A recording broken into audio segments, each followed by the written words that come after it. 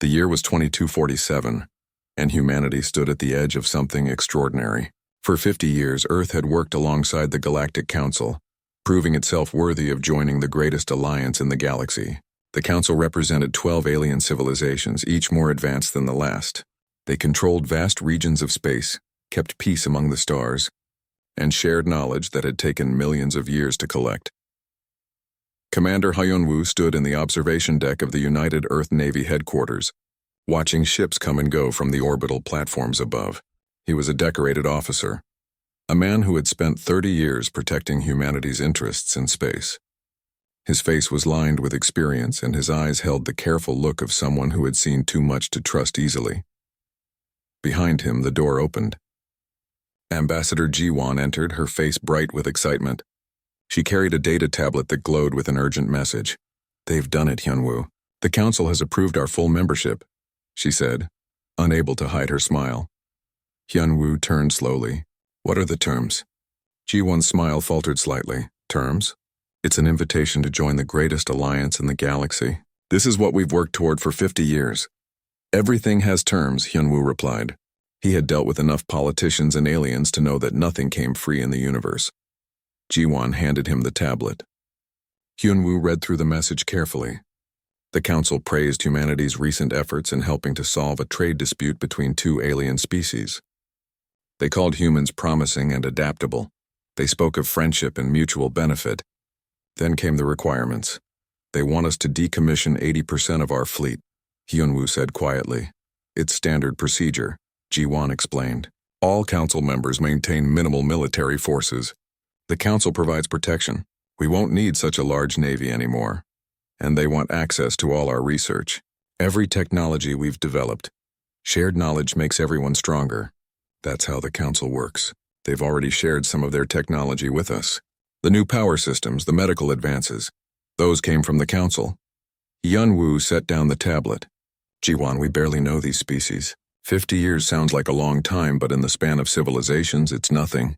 We're being asked to make ourselves defenseless and give away everything we know. We're being asked to trust," Ji-won said firmly. "We can't live in fear forever. The Council has kept peace for thousands of years. We should be honored they want us." Dr. Tae-yang arrived at the headquarters an hour later. He was a thin man with quick movements and eyes that never stopped analyzing. He led humanity's classified defense research division, and the Council's demands had brought him rushing from his laboratory. "This is madness," he said, throwing down his own copy of the message. "They're asking for everything. Our quantum drive research, our weapons systems, our shield technology, all of it." "It's the price of membership," Ji-won said, though her voice had lost some of its earlier confidence. "Dr. Tae-yang, you've seen what the Council can offer. Their technology is centuries ahead of ours." "Then why do they want our technology?" Tae-yang shot back. "If they're so advanced, what do they need from us?" The question hung in the air. Ji-won had no answer. Captain Yuna joined the discussion later that evening. She commanded the indomitable humanity's finest warship. She was young for a captain, only 38, but she had earned her position through skill and courage. When she heard about the Council's demands, her face went dark. "You're telling me we're supposed to scrap the fleet?" she asked. "The same fleet that protected our colonies from raiders? The same ships that guard our trade routes?" "The Council will handle security," Ji-won said, but even she sounded uncertain now. "The Council is 3 months away at best," Yuna replied. "What happens when there's trouble and we have no ships to respond? What happens when our people need help and we've given away our ability to protect them?" Despite these concerns, the politicians on Earth were excited. The public was excited.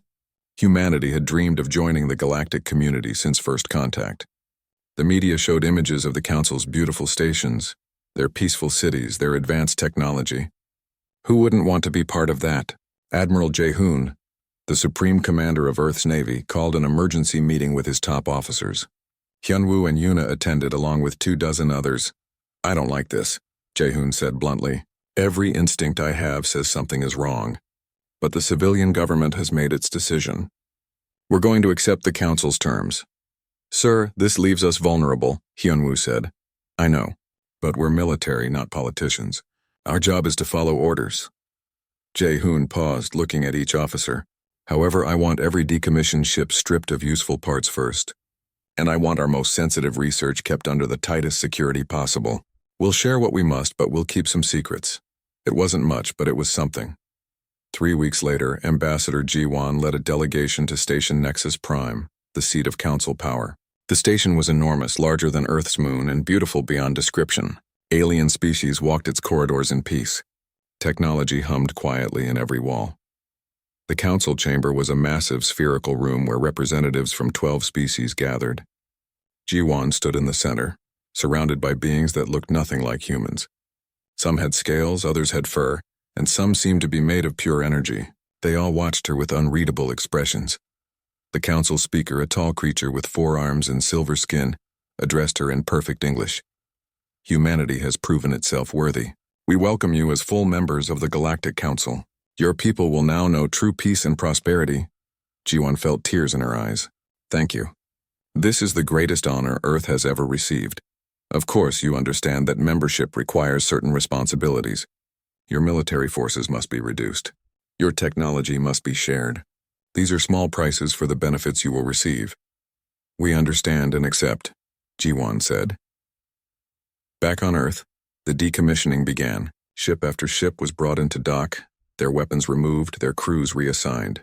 The Indomitable was one of the few vessels allowed to remain active, but even it had to undergo modifications to meet Council standards. Dr. Tae Yang watched from his laboratory as humanity's research was packaged and transmitted to the Council. Years of work, billions of credits in development, all handed over freely. He felt sick. Only one project remained hidden. Project Thunderclap had been classified above even the government's highest levels. Only a handful of people knew it existed. Tae Yang had made sure the Council never learned about it. If they had, they surely would have demanded that too. Commander Hyunwoo stood on the bridge of his ship, now one of the few military vessels Earth still possessed. He looked out at the stars and wondered if they had just made the biggest mistake in human history. Time would tell. And time, as humanity would soon learn, was not on their side. The Council had welcomed them with open arms. But those arms, Hyunwoo suspected, might soon become chains. The first sign of trouble came 6 weeks after humanity had completed its decommissioning. A colony ship carrying supplies to New Jeju, a human settlement on the outer rim, disappeared without a trace. The ship's last transmission had been routine, reporting normal operations as it approached the colony. When the ship failed to arrive, Earth sent out search teams. They found nothing. No wreckage, no distress signals, no evidence of what happened. It was as if the ship had simply vanished from existence. Commander Hyunwoo requested an investigation from the Council. The response came 3 days later, brief and unhelpful. The Council acknowledged the missing ship, but suggested it might have suffered a mechanical failure. They promised to keep watch for any signs of the vessel. 2 weeks later, another ship disappeared. Then another. Then communications with New Jeju went dark. Admiral Jae-hoon called an emergency meeting. The mood in the room was tense. Captain Yuna was present, along with Hyunwoo and several other senior officers. 3 ships gone, an entire colony silent. And the Council tells us not to worry, Jae-hoon said, his voice tight with anger. Something is very wrong. We need to send a military ship to investigate, Yuna said. The Indomitable can reach New Jeju in 4 days. Do it, Jae-hoon ordered. But be careful. If something out there is taking our ships, I want you ready to fight or run. The Indomitable arrived at New Jeju to find devastation. The colony's main settlement was burning. Ships lay scattered across the landing field like broken toys. As Yuna's crew scanned the surface, they picked up a weak distress signal from a shelter underground. Lieutenant Minho led the rescue team that went down. He was 25 years old, fresh-faced and eager, the kind of officer who still believed in doing good in the universe. What he found in that shelter changed him forever. 43 survivors huddled in the darkness, traumatized and terrified. They told a story that seemed impossible. Ships had appeared without warning, ships with council markings. They had opened fire immediately, targeting the colony's defenses first, then civilian structures.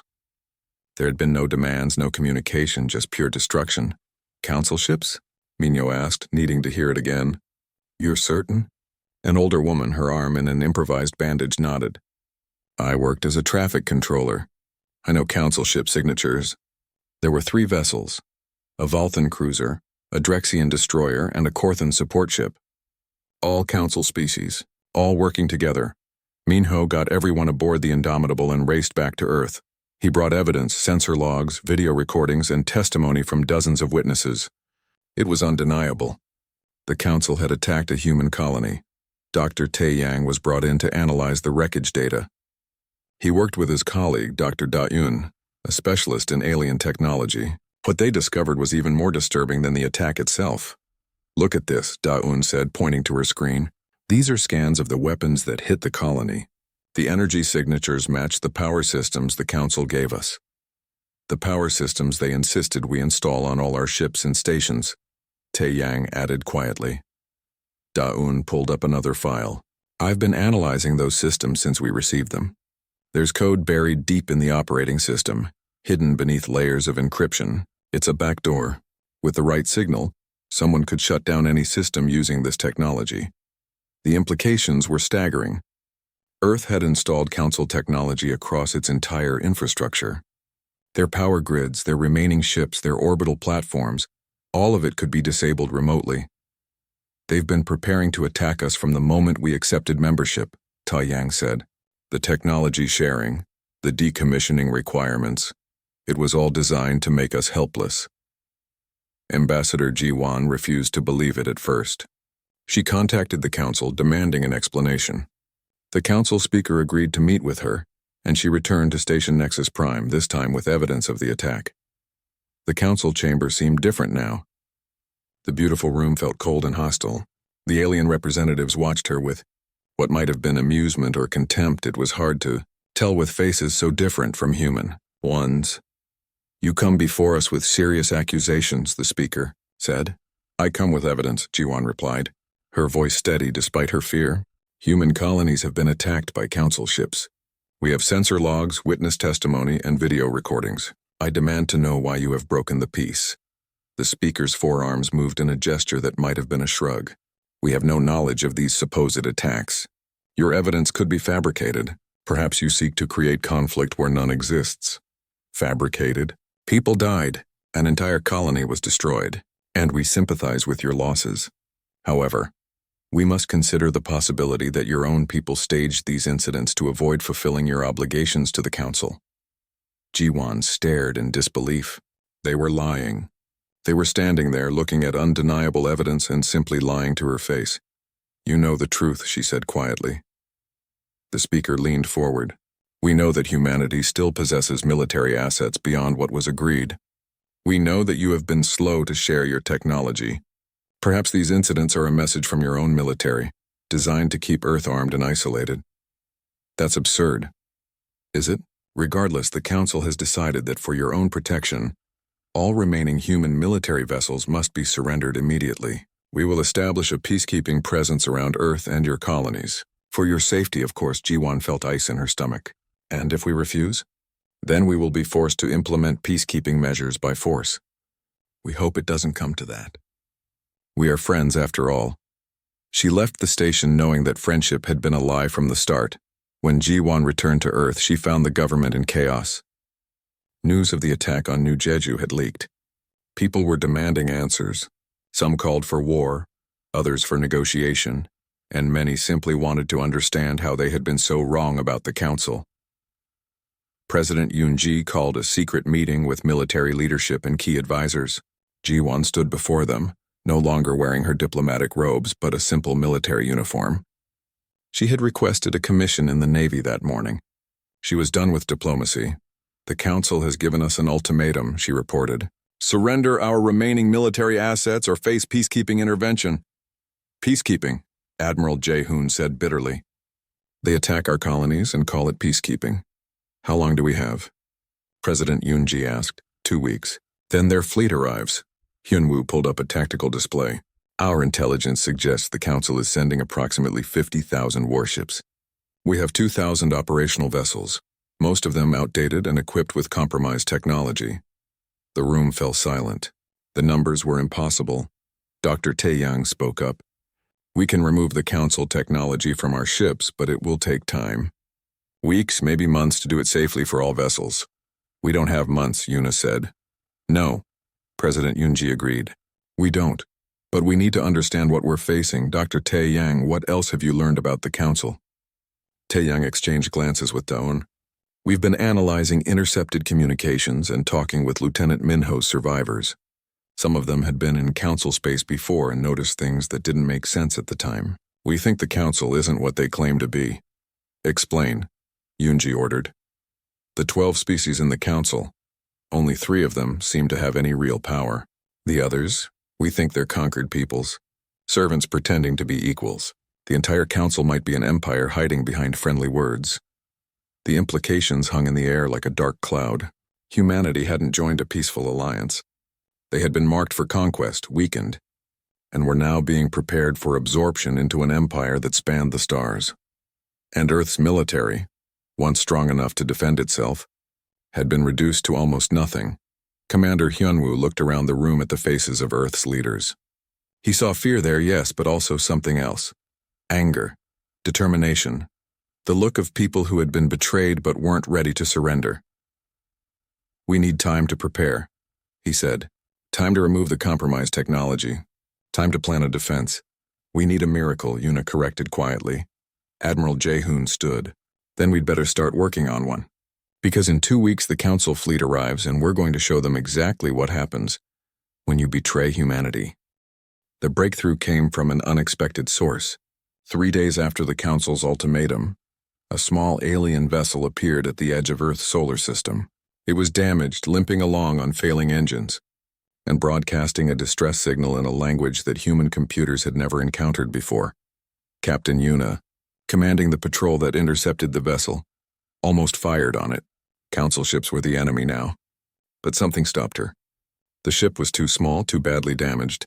It wasn't an invasion force. This is Captain Yuna of the Earth vessel Indomitable. You are in human space. Identify yourself. The response came in broken English, clearly processed through a struggling translation system. Please help. Fleeing Council. Have information. Important for humans. Yuna brought the ship aboard her vessel and found a single occupant inside. The alien was small, barely reaching Yuna's waist, with gray skin and large dark eyes. It was weak from what appeared to be radiation exposure and several untreated injuries. I am Rin, the alien said through the translator. I am Valthine. I am scientist. I have betrayed Council. They will kill me if they find me. Dr. Dayun was brought in immediately to treat Rin's injuries. While she worked, Rin began to talk, and what the alien revealed changed everything humanity thought it knew about the galaxy. The Galactic Council is a lie, Rin said, wincing as Daon repaired damaged tissue. Only 3 species truly rule, the Drexians, the Korthans, and the Malthari. All others are conquered. The Valthine, my people, were absorbed 400 years ago. Commander Hyunwoo listened carefully. Absorbed? What does that mean? First comes friendship. The 3 ruling species approach a new civilization and offer alliance. They share technology, provide gifts, and speak of peace. But there are always requirements. Reduce your military. Share your knowledge. Trust us. Like they did with us, Yuna said quietly. Yes, this is the pattern. It has happened to 17 species over the last 1,000 years. Every time it works the same way. The target species becomes weak, dependent on Council technology. Then comes the accusation of wrongdoing, the ultimatum, and finally the invasion. Not to destroy, but to conquer. The species continues to exist, but now as servants of the Council. Dr. Tae Yang entered the medical bay, having been summoned urgently. You said 17 species. How many of the supposed Council members are actually conquered peoples? 9 of the 12, Rin answered. Only the 3 ruling species have real power. The rest of us exist to provide resources, labor, and soldiers for future conquests. Your ships saw Valthine vessels at your colony. Because we are forced to fight for the Council. Refuse and our homeworlds face punishment. Why tell us this? Hyunwoo asked. Why betray your own people? Rin's large eyes showed something that might have been sadness. Because they are not my people. Not anymore. The Council took my world's freedom long before I was born. I became a scientist in Council service thinking I could make life better for the Valthine. Instead, I learned the truth about what the Council does. I have watched 6 species fall in my lifetime. I will not watch a 7th. The alien was brought to Earth under tight security. President Yunji, Admiral Jae-hoon, and the senior military staff gathered to hear Rin's full testimony. The Council fleet heading to Earth is massive, Rin explained. A holographic display showing the formation. 50,000 ships, as your intelligence has reported. But most of those vessels are crewed by conquered species who hate the Council as much as you will learn to. They fight because their families will suffer if they refuse. How do we fight 50,000 ships with 2,000? General Bora asked. She was Earth's strategic defense commander. A woman who had spent 40 years planning for wars she hoped would never come. Now her worst nightmares were becoming real. You don't, Rin said simply. You cannot win a direct battle. The numbers are impossible. But the Council has a weakness. What weakness? Admiral Jehoon leaned forward. The Council's power comes from its central command. Nexus Prime Station is not just their capital. It is their communication hub, their supply center, and their command structure. Everything flows through Nexus. If Nexus falls, the Council empire collapses. Ships lose coordination. Supply lines break down. The conquered species see an opportunity to rebel. You're suggesting we attack their capital? Hyunwoo said. That's insane. Nexus Prime is in the heart of Council space, protected by thousands of defensive platforms and military installations. Yes, Rin agreed. It is insane. It is also your only chance. Dr. Taeyang had been quiet, but now he spoke. We might have a way to do it. But it would require a weapon unlike anything that has ever been used in warfare. All eyes turned to him. Project Thunderclap, he continued. It was theoretical research into quantum foam manipulation. We discovered that we could create a controlled spatial rupture, like tearing the fabric of space itself. The rupture would expand outward in a chain reaction, destroying everything in its path. How large a rupture? President Yoonji asked. In our simulations, we could never find a maximum size. The reaction kept growing until we terminated the test. Theoretically, if detonated at full power, it could consume an area hundreds of thousands of kilometers in radius. The room fell silent as everyone absorbed this information. You built a weapon that could destroy a solar system? General Bora said. We built the theory, Taeyang corrected. We never actually constructed it. The simulations suggested it might be uncontrollable. Once started, we might not be able to stop it. But if it detonated at Nexus Prime, Hyunwoo said slowly, working through the implications, it would destroy the Council's command center and a significant portion of their military assets. It would do more than that, Rin added. Nexus Prime is located in a region of space that serves as a nexus, as the name suggests, for Council territory. Major hyperspace routes converge there. Destroying it would cut off whole sectors from each other. The Council would be fractured. Admiral Jehoon looked at Taeyang. How long would it take to build this weapon? The theory is sound. The construction would take perhaps 10 days working around the clock. But there's a problem. The weapon is enormous. It would need to be mounted on a large ship, and that ship would need to be piloted directly to Nexus Prime and detonated. A suicide mission, Yuna said quietly. Yes, Taeyang confirmed. The ship's crew would have no chance of survival. The spatial rupture would consume them instantly. President Yoonji stood and walked to the window, looking out at the planet Earth spinning below. Billions of people going about their lives unaware that their entire existence hung in the balance. We're talking about a desperation attack, she said. Sending our people on a one-way mission into the heart of enemy territory, carrying a weapon we've never actually tested, hoping it will work as predicted and cripple an empire that has conquered most of the galaxy. Yes, Madam President, Admiral Jehoon said. That's exactly what we're talking about. Yoonji turned back to face them. What are our other options? General Bora pulled up tactical displays. We can attempt to defend Earth with what we have. We might hold out for a few days, maybe a week. But the numbers are overwhelming. Eventually we lose. Then Earth becomes another conquered world, and humanity spends the next 1,000 years as servants of the Council.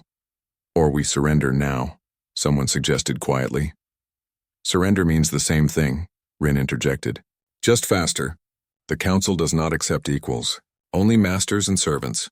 If you surrender, humanity loses its freedom forever. Engineer Sung-ho had been listening from the back of the room. He was the lead designer on Project Thunderclap, one of the few people who truly understood how the weapon worked. I can build it, he said. Give me 10 days and access to the Indomitable's engineering bay. I can mount Thunderclap on that ship. The Indomitable is our finest vessel, Admiral Jehoon said, and you're suggesting we turn it into a bomb. A very large bomb that might save humanity. Sung-ho replied. President Yoon-ji looked around the room. I need to know if this plan has any chance of success. Commander Hyunwoo, can a strike force reach Nexus Prime? Hyunwoo pulled up star charts. It's deep in Council territory. We would have to fight through defensive positions, avoid patrols, and somehow reach the most heavily defended location in the galaxy. Under normal circumstances, I would say it's impossible. And in our current circumstances, Hyunwoo smiled grimly. I would say it's extremely impossible. But the alternative is certain defeat. At least this way we strike back. At least this way we make them pay. Captain Yuna stepped forward. The Indomitable is my ship. If we're going to turn it into a weapon, I should be the one to deliver it. Yuna, Admiral Jae-hoon started to object. Sir, you know I'm right. I know that ship better than anyone.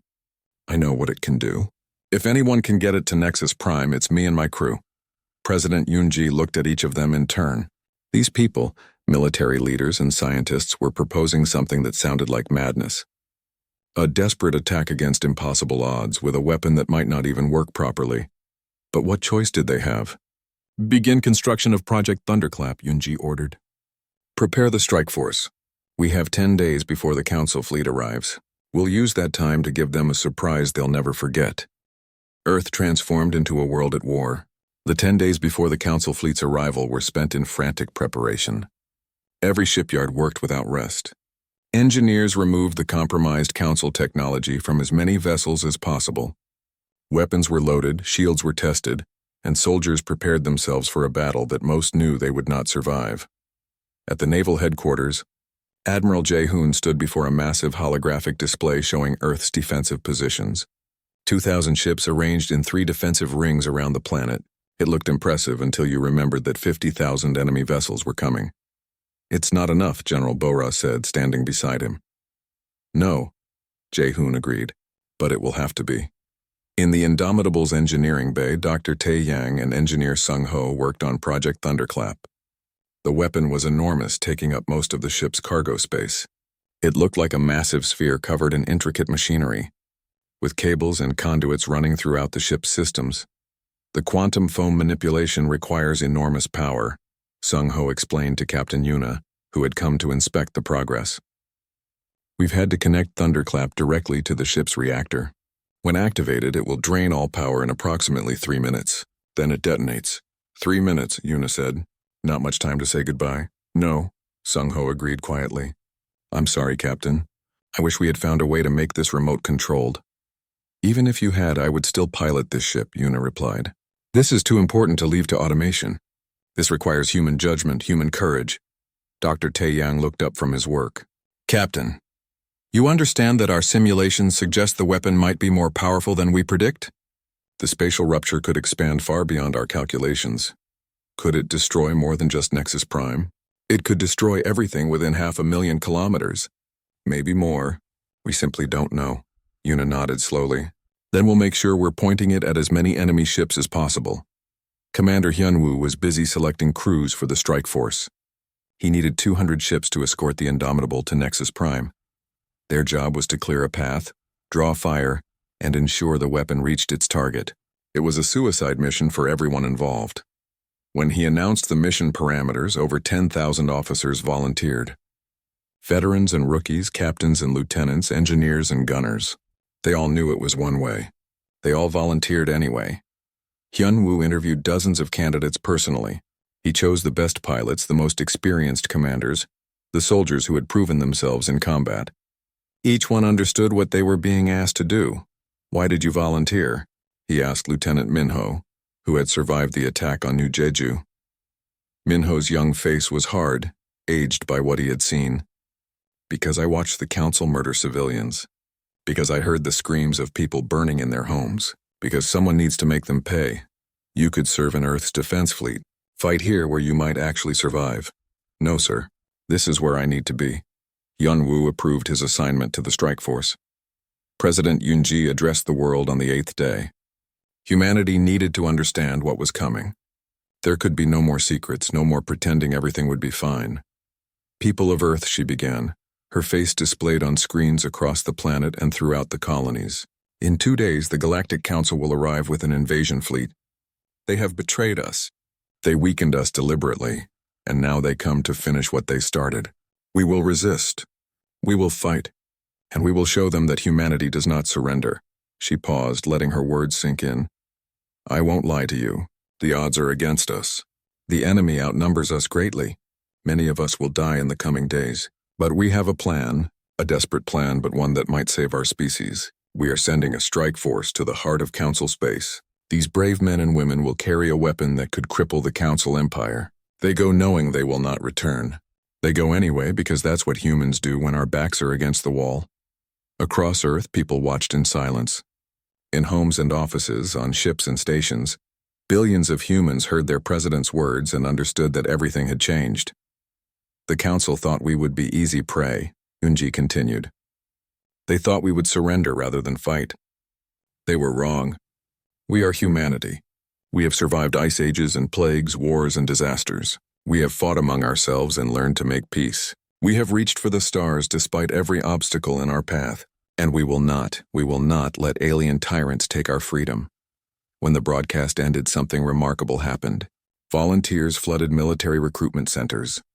People offered their ships, their resources, their lives for Earth's defense. Unity movements sprang up across the planet. Old grudges were forgotten. Political divisions disappeared.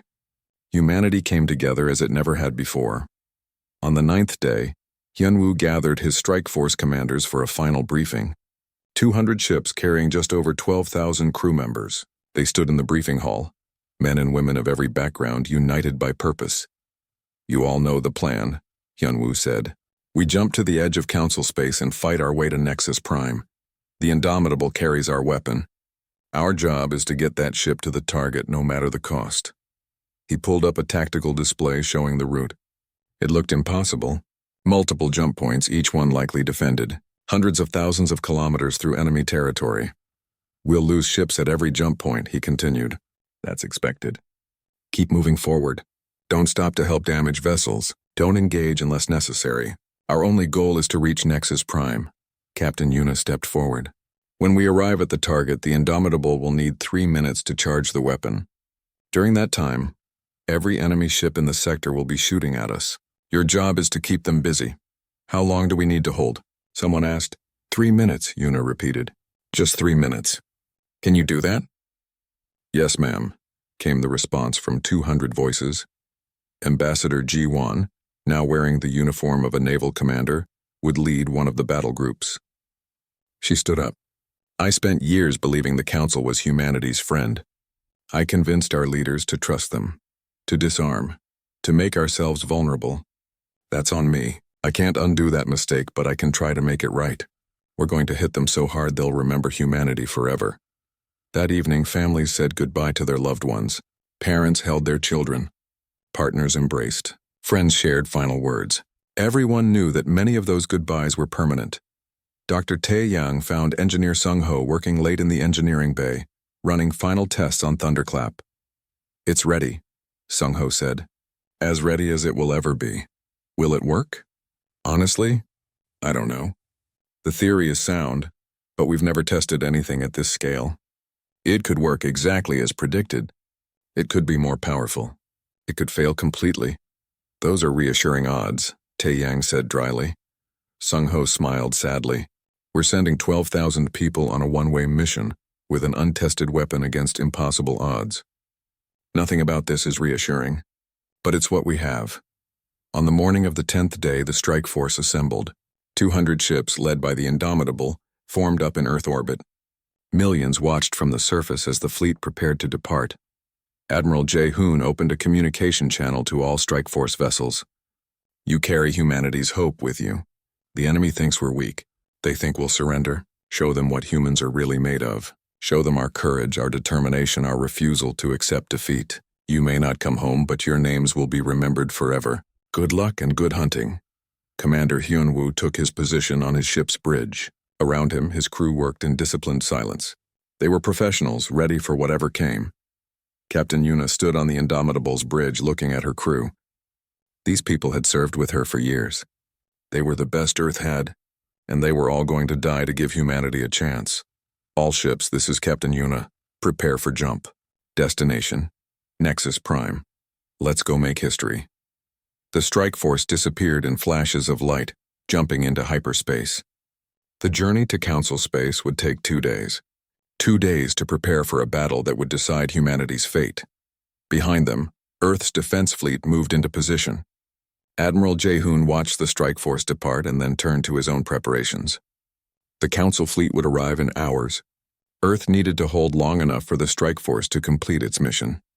President Yoon-ji stood in the command center, surrounded by displays showing defensive positions, fleet movements, and strategic data.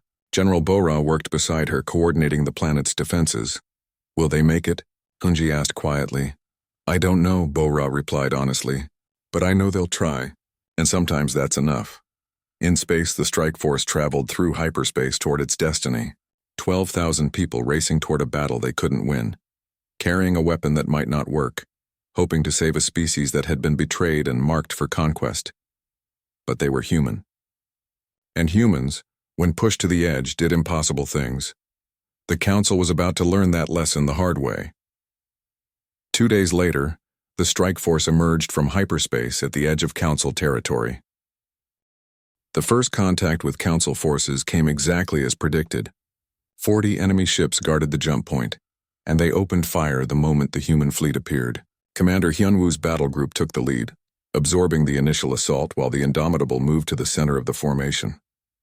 "Return fire," Hyunwoo ordered calmly. "Clear us a path." Human weapons lit up space. Missiles streaked toward enemy positions. Energy beams cut through the darkness. The Council ships fought back hard, but they weren't prepared for the ferocity of the human attack. These weren't explorers or traders. These were warriors with nothing to lose. 8 human ships took critical damage in the first engagement. They fell behind, their crews fighting to stay alive even as the rest of the fleet pushed forward. 3 enemy vessels were destroyed outright and the rest scattered. "Jump point clear," Hyunwoo reported. "All ships prepare for next jump." "We're going deeper." They jumped again and again. Each time they emerged into hostile space. Each time they fought through the defenders. And each time they left ships behind. By the 5th jump, they had lost 37 vessels. Lieutenant Minho's ship was damaged but still flying. He pushed his engines past safe limits, keeping pace with the fleet even as his systems screamed warnings. Meanwhile, at Earth, the Council invasion fleet had arrived. 50,000 ships emerged from hyperspace in a formation so large it looked like a metal moon. Admiral Jaehoon watched them come, his face expressionless. "All ships, hold your positions," he ordered. "Wait for them to close range. Make every shot count." The Council fleet advanced slowly, confidently. They saw Earth's 2,000 ships and must have thought victory was guaranteed. They were right, in a way. Earth couldn't win this battle. But Earth could buy time. The first shots were fired at extreme range. Council ships testing Earth's defenses. Jaehoon didn't take the bait. He waited until the enemy fleet was in optimal firing range, then gave the order. "All ships, fire at will. Show them what it costs to attack Earth." The battle for Earth lit up the solar system. 2,000 human ships against 50,000 Council vessels. The numbers were impossible, but humans had a few advantages. They were defending their home. They were fighting with every ounce of courage they possessed. And they had removed the Council's backdoor technology from their critical systems. General Bora watched the tactical displays and adjusted defensive positions. "Third Fleet, reinforce the western sector. Don't let them flank us." "Enemy ships breaking through in Sector 7, someone reported. Send the reserve group. Hold that line." On the Indomitable, hundreds of thousands of kilometers away, Captain Yuna listened to reports from Earth. The battle sounded brutal. People were dying to buy her time to complete the mission. "How much longer until we reach Nexus Prime?" she asked. 8 more jumps, her navigator reported. "Approximately 4 hours at current pace." "Then we'd better move faster. Increase jump frequency. I don't care if it strains the engines. We need to get there before Earth falls." The strike force pushed harder. They jumped every 15 minutes, barely stopping to recharge their drives. The pace was dangerous, pushing every system to its limits. But it worked. They covered distance faster than the Council could respond. At the 7th jump point, they encountered a real defense fleet.